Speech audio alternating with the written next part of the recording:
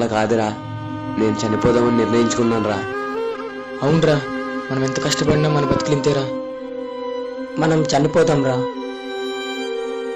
అయ్యా అయ్యా, మీరేం చేస్తున్నారయ్యా? ఇలా చేయడం తప్పు. మనం లేకుంటే మనిషే లేడయ్యా. ఎందుకు బతకాలరా? పంట పండించే రైతుకు కూడా కూడు లేదురా. లేదయ్యా, నేను పండించి చూపిస్తాను.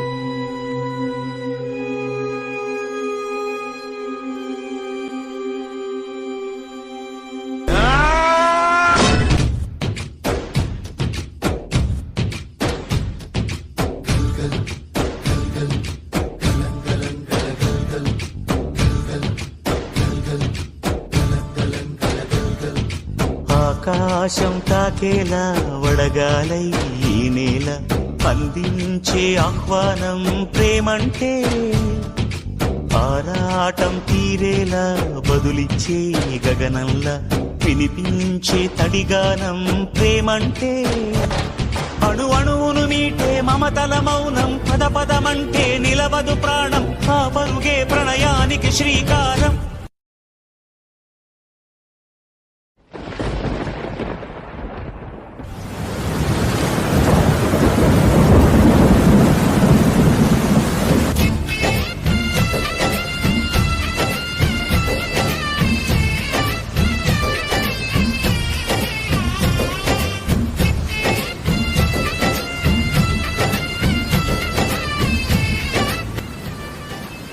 అయ్యా, నేను చెప్పానుగా చూడు.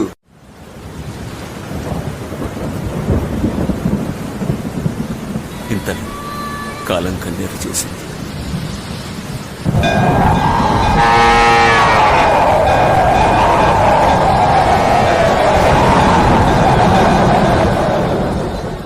అయ్యా, లోన్ కావాలయ్యా. లోన్ దేనికి? పంట వేయడానికి అయ్యా. ఆ పంట పండినట్టే నువ్వు డబ్బులు ఇచ్చినట్లే. అదేంటయ్యా అలా అంటున్నారు?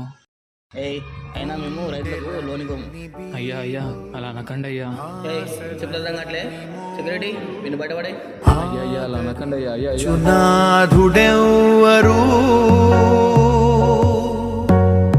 అన్నదాత గోడు నింగినంటే నేడు ఆలకించువారు ఎవ్వరు. నీరు నీరు నీరు రైతు కంట నీరు చూడనైన చూడరెవ్వరు. చెప్పాను కదరా, మనం ఎంత కష్టపడ్డా మన బతుకులింతే.